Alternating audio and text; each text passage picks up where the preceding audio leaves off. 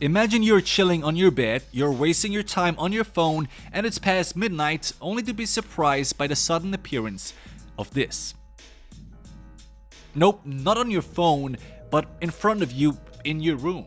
Well, would you be able to beat this terrifying meme monster that feeds off your parents' fear, or will you say goodbye to your electronic devices once and for all?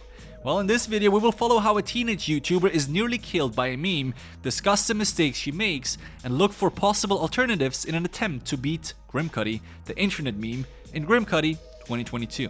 Let's go. But first, words from our sponsor. This video is in part made possible by Lovers, the new dating simulator that allows you to up your flirt game.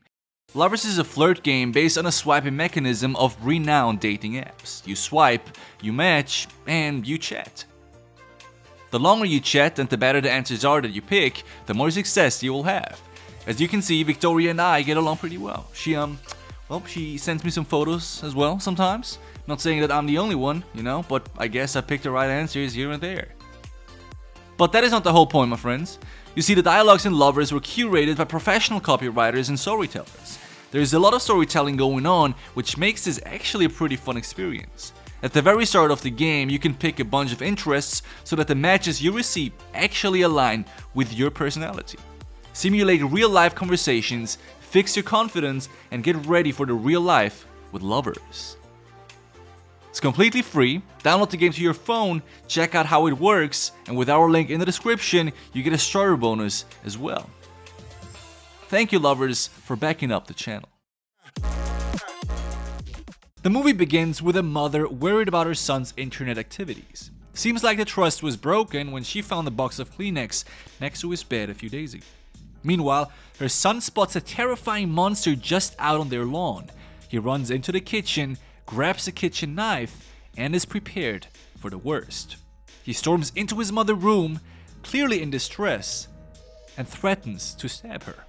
Now, as the monster is closing in, he attacks her and, stabs her repeatedly until she dies, or almost at least. The question that remains though, what role did this monster play? Well, let us have a look. Now, somewhere else around the same time, Asha, another teenager, runs an ASMR channel but can't get it off the ground. Like every other parent in the world, her parents are worried about the excessive use of the internet and social media and its effects on their children's minds. So to cleanse their brains, they decide to spend a family day without their smartphones, which they call a phone-free outing. Today is her brother's saxophone performance and she doesn't want to go. But her parents, of course, force her to, and she eventually, however unwillingly, joins the concert without her phone to bridge the lack of entertainment. Now there, her parents learn about the new internet trend famous among kids and teenagers named Grimcutty. It is a bizarre game that somehow urges kids to cut and or choke themselves, which is the weirdest trend that I have ever heard of. Now, I'm not a teenager anymore and we have done stupid shit as well, so Gen Z excused. They start thinking about Asha and how she seems to exhibit similar behaviors like all previous victims of this trend. As soon as they get home, the kids, of course, return to their devices and Amir, Asha's father, goes OCD on dozens of articles about teen depression and altered behavior. Now that is probably as bad as googling your headache at 2 AM in the morning, wouldn't recommend it. If you're worried about your kids and you don't know where to start, how about talking to a professional first? He is clearly distressed about his teenage daughter and the fresh trend posing a threat. But the moment his friend sends him a picture of this Grimcutty, he completely freaks out. And fair enough, man, that thing is scary. But then again, it is just a photo. Or is it? Well, moments later, and as Asha is browsing through her phone, she senses someone in her room. Now both kids are called over for a serious talk about this whole new trend and related internet consumption, and of course they have none of it. They don't want to listen to their parents and just go back to their phones and just, play around. Fair enough, understandable. Now Asha goes back to her room, frustrated that this Grimcutty hysteria has spread even among her parents. Which is actually an interesting point, right? The hysteria targets mostly the parents and not the kids. At least so far it would seem like that.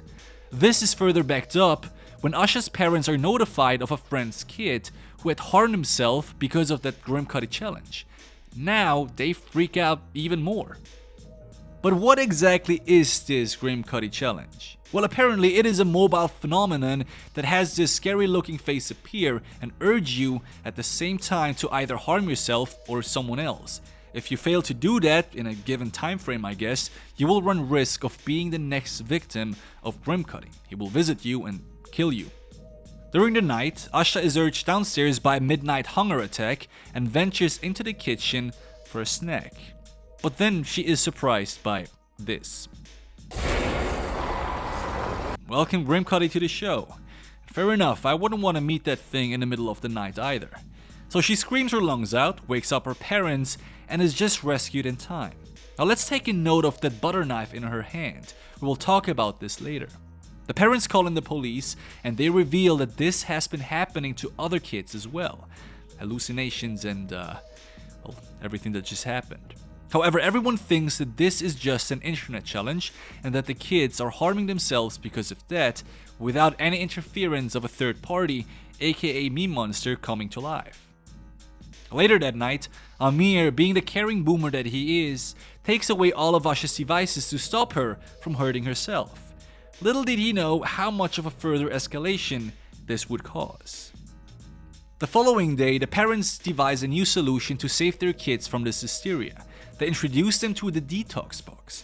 The drill is they take all of their kids' devices and lock them into a box to make them stay away from social media and therefore Grimcutty frenzy. Kamran, which is the name of Asha's brother, is quick to put all his devices into the box without any hesitation. Now later, she goes to her brother and asks for his laptop that he hid from their parents. Smart move, but still strange, no? So he willingly gave up on his phone to pretend that he was cooperative, knowing that at the same time he will be able to use the laptop instead and continue with his browsing regardless. Anyway, they clearly don't know who is paying for the internet. Just a few moments later, the internet is being shut off. There is not much to do unless you know your neighbor's password, in case you live in an apartment, which I fortunately did, so thank you, 721. Now I want to mention here that this Grimcutty hysteria stems from the fact that the teens are all absorbed by their devices and social media. At least that is what the parents think. So understandably they think if we take them offline, then Grimcutty won't have no effects anymore. Makes sense, but let's see if that line of reasoning works out. Now after her father's effort, Asha is still determined to get her phone back. So she tries to open the detox box and of course it wouldn't open because it is a lockbox. Wrong. This girl easily opens the box with the help of a kitchen knife. Now just as she switches on her phone, a girl named Cassidy calls. She's kind of infamous. People don't really like her for whatever reason. We don't really know why, but that's just the case. Now she tells her that her parents snatching her phone away is fascist, which is fun because it's always nice to hear teenagers talk about politics. But leaving that aside, this conversation alarms her father because obviously he is not deaf, okay? Now she's clearly not the brightest candle in the room. I mean, she got all my support in seeking the detox box and retrieving her phone because I like rebels, but making a phone call while standing in front of it is not a good idea. Retrieve it, get back to your room, lock the door, and sneak it back in before your parents wake up the next morning. That's the way to go about this. And so the girl and her father play a weird hide-and-seek game while she keeps talking to her friend Cassidy. Now this goes on and on and on, and eventually the parents lose it and completely freak out. Now this, for some reason, causes Grimcutty to appear, and the thing chases her and cuts her arm. Now Asha sees a knife in a bathroom and attacks the monster back, which is kind of courageous but maybe stupid, I don't know yet. However, the monster eventually runs away. Now there are two things to discuss. Asha comes across this creepy creature twice, right? She knows it's trying to attack her, yet she decides to hide from her parents and lock herself away. That is counterintuitive if you ask me. If you're followed by anything, you want to join as many people as possible so that they can help you. Secondly, how did this knife get into this bathroom? That's a little strange, but adds to every other scene so far in which Grimcutty was present. Remember when we took note of that butter knife at the beginning of this video? Well, according to this movie, Grimcutty kills or hurts the kids in two ways, by cutting them or choking them.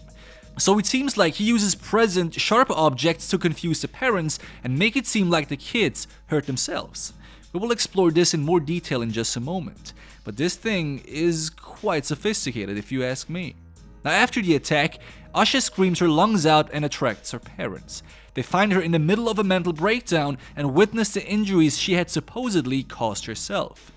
Now the fact that she had broken up the lockbox and went hiding from them doesn't help the story much either at this point. Now the parents, to prevent further escalation, forbid her to go to school. That is also counterintuitive for multiple reasons. I mean, unless you have a game plan and actually decide to stay with your tripping daughter, then fair enough. But just keeping her away from school won't solve this issue. Either you visit a therapist or you keep an eye on your daughter all the time. At this point, we still aren't sure if Grimcutty actually exists or if it's truly just a hallucination of hers.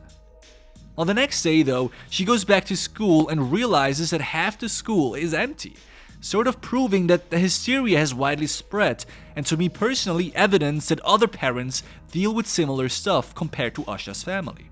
If I were her, this would give me hope and urge me to reach out to as many teens as possible and investigate together what the hell is going on. So far, she only has her vantage point, but obviously she needs more data and us too to beat this creature, whatever the hell it is. Where does it come from? How did this whole thing start? Etc, etc, etc. Now in school, she meets Cassidy and they discuss what's happening to some extent. However, she doesn't believe Asha when she tells her about the encounter with the meme monster the day before. Multiple things happen next. They venture to the house of a rich kid. Asha is handed a laptop, does some research, and finds out that this whole Grimcutty thing has started with a woman named Melinda, and therefore knows what to do next. Find that woman, of course. Not before, however, a bunch of other kids shoot some random videos that her parents somehow find at the very same time. Guess it's a live stream or something. Well, being the parents that they are, they immediately rush over to drag her back home. Now meanwhile, she video calls her brother and learns that their parents are coming to take her home. But just then, Grimcutty appears and chases her into the house full of people, but no one else can see it. She runs into the kitchen, where she again finds a knife, attacks it, and it seems to run away. But just moments later, and after her parents have arrived, the meme attacks her again and makes it look like she cuts herself. Sneaky little thing. Now eventually the whole family rush home and find Kamran as well, seemingly attacked before, unconscious, on the floor. Is about to get lit, my friends. Let's go. The parents finally act and rush them to the hospital. Now while in the hospital, Asha looks up Melinda's address on the internet and prepares to pass her a visit. Now Asha comes to know that Cassidy is hospitalized as well at the same time. She goes to her room and tells her that she has a theory as to why Grimcutty is targeting kids. According to her theory, Grimcutty is the manifestation of parents' fear. The more intense the fear, the more brutal and dangerous Grimcutty becomes. Now if one has a theory, what is the next step? Test it, right? According to Asha's approach though, the only way to calm Grimcutty down is to calm down the parents. But Asha decides to do the exact opposite. She escapes the hospital to meet Melinda without telling anything to her parents. First, how do they even manage to flee from the hospital? They're just teenagers and that shouldn't be that easy, no? Also, escaping from the hospital will stress out your parents even more, risking the appearance of the monster and perhaps this time, even your death. Now regaining my parents' trust would be the first logical step, right? Pass all your devices along, apologize, and let them know that you will take active steps in combating your social media addiction, because they still think it's all rooted in that, which it isn't, as we now know. And then, once they have calmed down, be it just a few days later, who cares, right now Grimcutty can't intervene because they're calm, find Melinda and figure out the source of Grimcutty, and of course, therefore, figure out how to actually beat it once and for all. Anyway, as Asha reaches Melinda's house, she is cut off immediately and shut out. As we also see, Melinda is the same mother from the opening scenes. And she obviously is hiding something.